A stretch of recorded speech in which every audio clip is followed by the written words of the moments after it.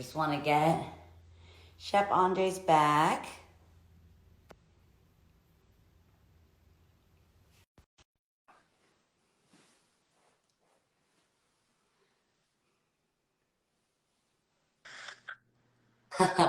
The thing about Instagram is everyone has the same idea as me. Everyone's going live like at one time. So that's kind of what is going on. The one thing I wanted to mention that I loved about everything you're saying is I spent some time in Haiti. I went a couple years ago. And it's just cool how you and I both use our passion and our profession and to go and be able to share that. I went to Port-au-Prince to deliver hearing aids. And so in these communities, the kids, the first thing they heard was themselves singing, because that's kind of how I got them to kind of speak. So we would sing all of our songs, and even some of them that had no idea like who I was or my music, we just sang kind of like local artists that they love, and they taught me so much about music. And Haiti is one of my favorite places that I've gotten to visit because the people are just incredible, and it was such a cool experience because I went with my family. I was probably like 17, 18 at the time, and it's when I knew that I wanted to use my passion and my profession to do more than just sing to fans, or I wanted to like be able to share. And it's just really amazing when you can use something that you love so much to get in there and get involved. I know you did that, and I was like, man, why didn't go with her? I've been going so often to Haiti, and I agree with you. The people of Haiti, they have such a big heart, Yeah. and they go through so many hardships, and sometimes it's still I'm amazed when I see them with a big smile. I know. Even in moments that they don't have much. And me, I began feeling so guilty the day that I don't have, I don't know, hot water in my hotel shower. And I complain. And I'm like, really? I think this has given me appreciation to really value what I have and to fight for those that don't have so much. And I love when you went there, and I know that you are super active, and for that, I love you. Thank you. I wish we would have been. I wish we would have been like friends then, because that would have been amazing. It's we've been friends. You didn't know. I just didn't know. But you are the friend of so many. Sometimes I feel like we don't need to know somebody to be connected with somebody. Obviously, yeah. I connected with you. You know, I love your music, but my daughters made me love your music even more. Like, hey, and for me, it was like, Daddy, you don't know Miley Cyrus when they were younger. So sure, I know Miley Cyrus, but you don't know her personally. Well, but one day. But it's funny that people like you, Miley, that's so important. You are very committed to your communities and to changing the world. Is that you are connecting with people even if you don't have a possibility to shake their hands or know them. At the end of the day, we are all in the same ship. So, hey, I feel like I knew you even if I didn't. Hey, one day we're gonna cook together, and we're gonna record. Yep.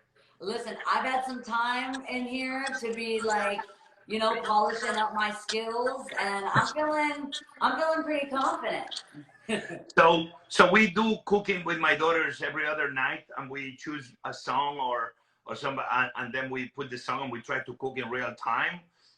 In the next week or two, we're gonna pick one of yours, and we're gonna sing at your rhythm with your voice, your music, and we'll see what recipe we do. We never know. I always try to do that anybody can find at home or in any supermarket. Nothing fancy, but done with heart and having fun and giving thanks that we can be feeding each other and being with each other.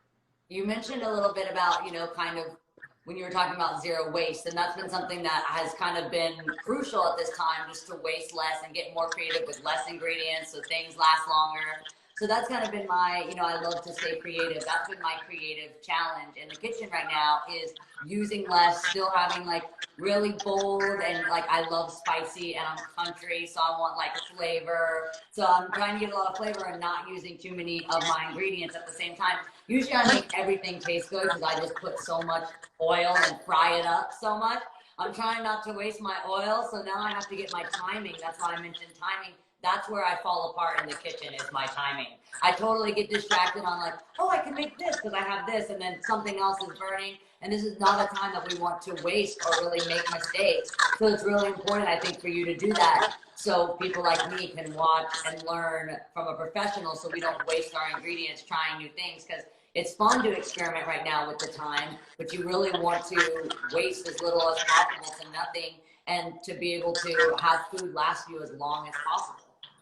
Yeah, and this is something we can all do at home, but I want everybody to be aware that we are about to get into the spring, summer season. America is going to have a bounty of produce, and many of the small farmers that usually will sell through restaurants, because almost every single restaurant in America is closed. Even some of us are open to feed the community and cover the needs. I think it's very important that we think about those farmers that they're going to have a hard time selling their product. So now we are thinking, how do we make sure that no food will go to waste and make sure that that food reaches the people that need it the most? So, you know, we've been talking to the government to make sure that the government in this moment support those local farmers buying their product. And then we can put that product through the food banks of America. Feeding America is doing a great job. But what happens now? They have a big increase of people that need to be fed, that they are going through hardships. My message to all the people that are listening to us now, when somebody tells me, how can I help? I think people should be on the alert on what food banks are in their community, what community kitchens are in their community, what NGOs like ours, because food banks right now, they will need extra hands to make sure that they can pack all the food that they're getting delivered, because now the increase of number of people needing food has increased. So young people especially, they should be thinking, you want to help and you don't want food waste, be a person of action. Maybe a Feeding America food bank will need your hands and the hands of your friends doing it in a clean way, in a safe way, maintaining distance, and in the process contributing to make sure that every American in need right now will be fed. It's amazing ways that we can be doing to make sure that in the process of not having food waste, we feed America and we keep rural American farmers up and running. And so for anyone watching right now, what's really the best? You mentioned like the safest way to donate food. Is that going to feedingamerica.com and finding a local food bank in your area? Yeah, it's many ways. Like, listen, best way sometimes is use 10 cents, $1, anybody can donate to NGOs like ours or others. This is a good way. If you bring me, if 100 people, everybody brings me one can of food, that's not very helpful in moments like this, because it becomes very complicated to manage. That's why sometimes $1 is more effective. Why? Because in this process, we can give it to NGOs like ours, or to Feeding America network of food banks or local NGOs, and they can do a better use of that $1. Imagine that you have to go through thousands of different cans and packets. It's a nightmare. But sometimes I see people that they know is nearby people living under a bridge and they're homeless, and nobody's taking care of them, because right now it's a lot of NGOs that they are shutting down because Corona. And you know the people are there, and you know nobody maybe is feeding them, and you have extra food at home, and you pack 10 meals only, the leftovers you had, and you do a good meal that you are proud of, and you're able to deliver that to those 10 homeless. Man, you are my hero in my book. It's very little things that sometimes we can be doing to be helping. Well, by acting very local in the communities you know, or well by supporting the little NGOs or the bigger food banks of America. All together we can find a lot of little solutions to make sure that we cover all the ground that is needed to don't leave anybody hungry in a moment that is complex. This looks like a movie, Miley. This is like a science fiction movie, and every one of us is part of this movie. We can all be on the good side. Usually movies have good people and bad people. We all have the possibility to be part of the same movie and be on the good side of the movie. And this is a moment in our lives that we will remember forever, and we can come out so much stronger out of this pandemic. I want to thank you so much for being on the show and for kind of going through these little ways and how little things equal big changes. Because I think that's what starts to feel very overwhelming. We see people like you, see World Kitchen, see Feeding America doing these big things. And the only way you can get these big changes made are by the general public making little efforts that we can contribute to everything that you're doing in such a large scale. So thank you for being on the show. I look forward to cooking with you sometime. Let's cook together. When you get bored, call me. We'll do it. We cook with my. I can't wait. Thank you so much. Thank you. Bye. Oh my goodness. Okay, I look forward to when I can cook. That'll just be a serious mic drop, like cooking with Chef Andres. Okay, so now my second guest, we are so lucky to have today because we have another guest who is working on the front lines of fighting hunger, a food fighter. Nancy Kyle is the CEO of Second Harvest Food Bank of Middle Tennessee, who I'm very, very proud to support. I'm from Tennessee. Second Harvest is also part of Feeding America network of food banks. So you've heard me talk about Feeding America on the show before. So I'm really, really excited to hear directly from the staff at one of their local food banks. So I'm going to connect Nancy Kyle now.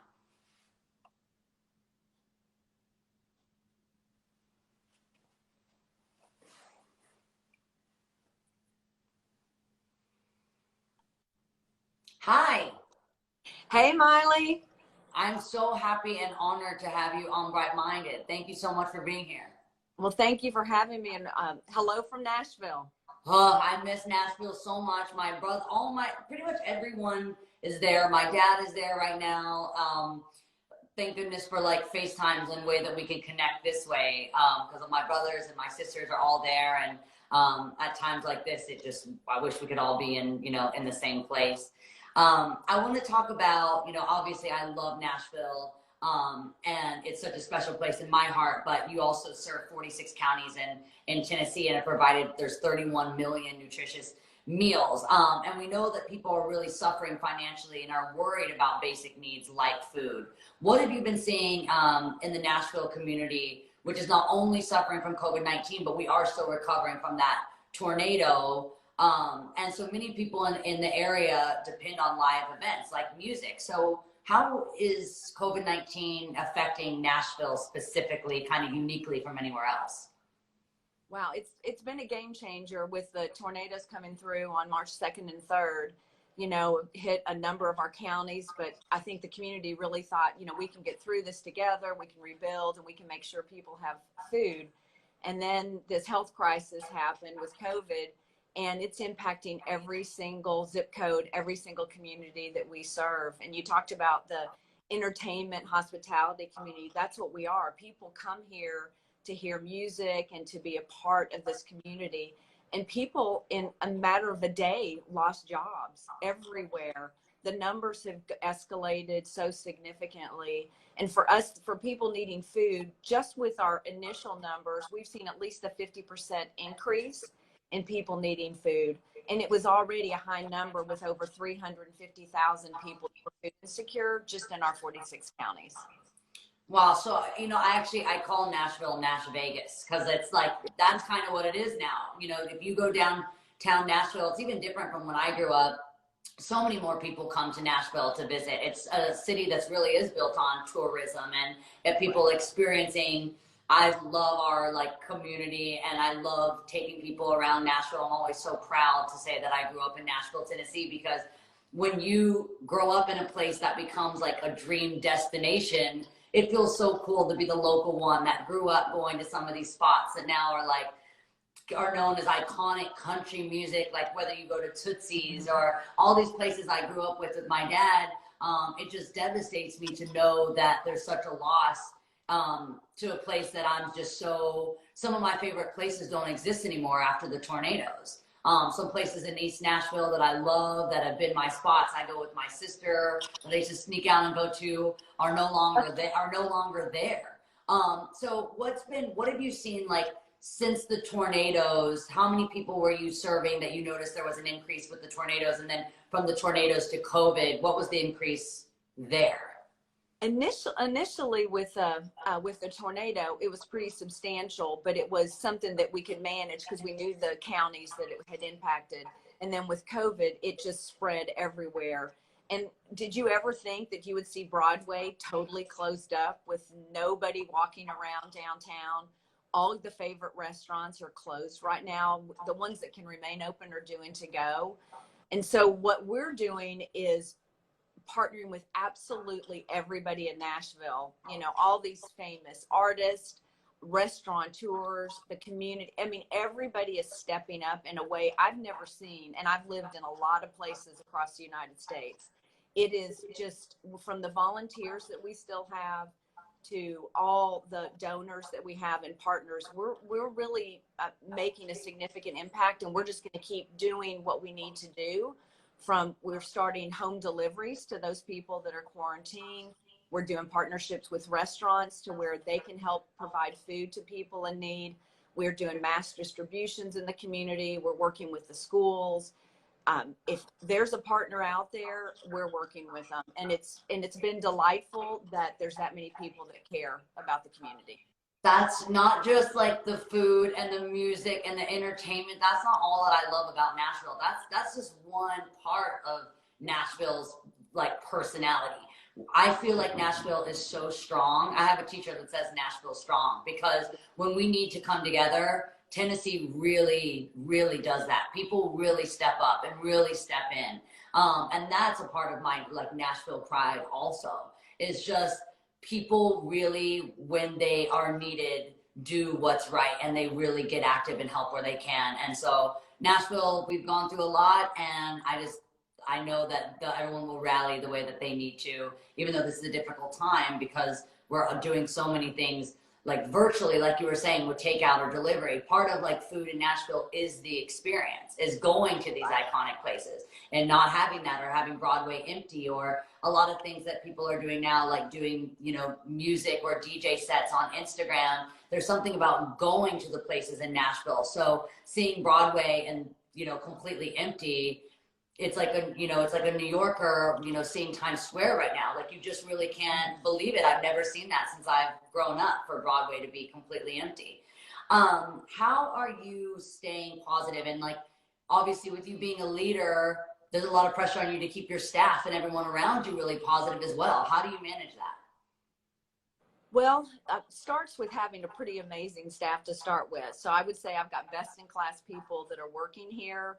And because of our mission, everybody every day gets up. I don't care if they're working at home or if they're one of our drivers or in the warehouse.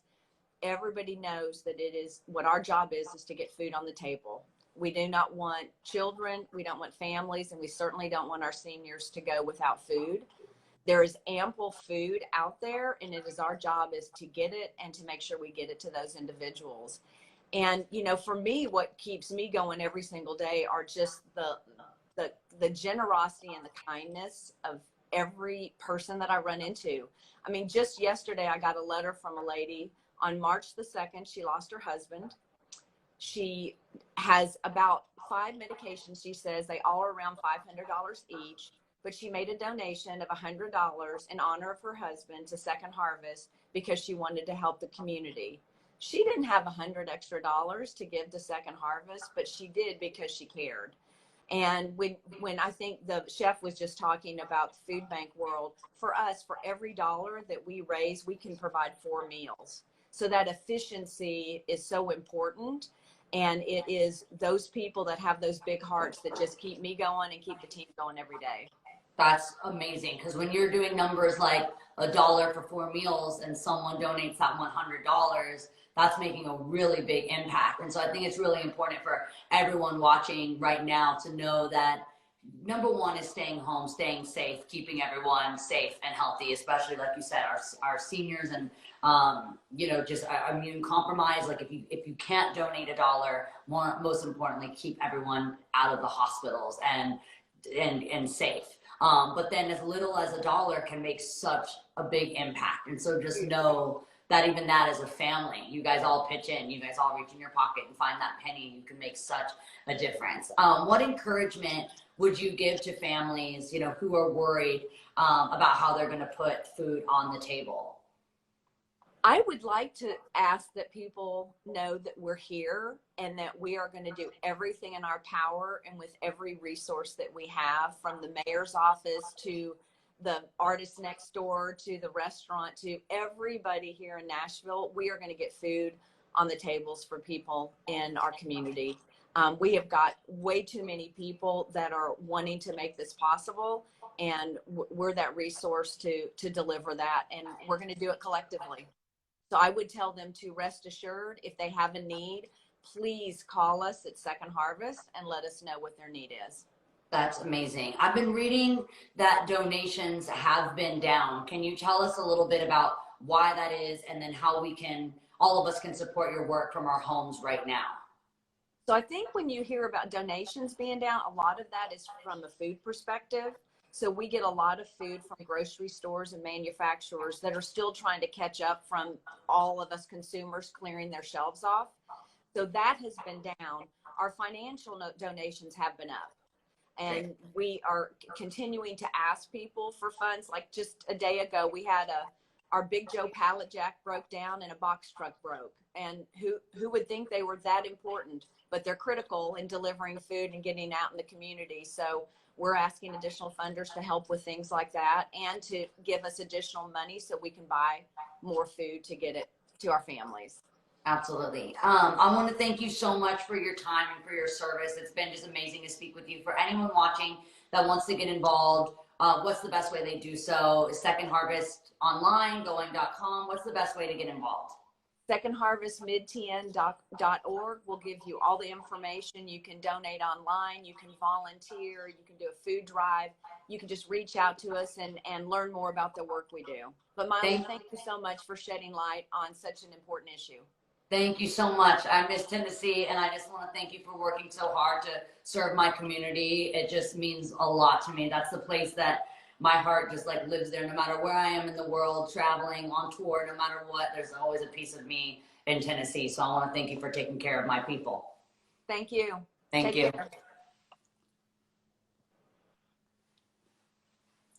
All right. Thank you guys again for tuning in to another episode of Bright Minded. Please remember to follow and support World Central Kitchen and Second Harvest Middle Tennessee and Feeding America. And keep sending in your hashtag highlighting heroes. I can't wait to share more with y'all tomorrow. See ya.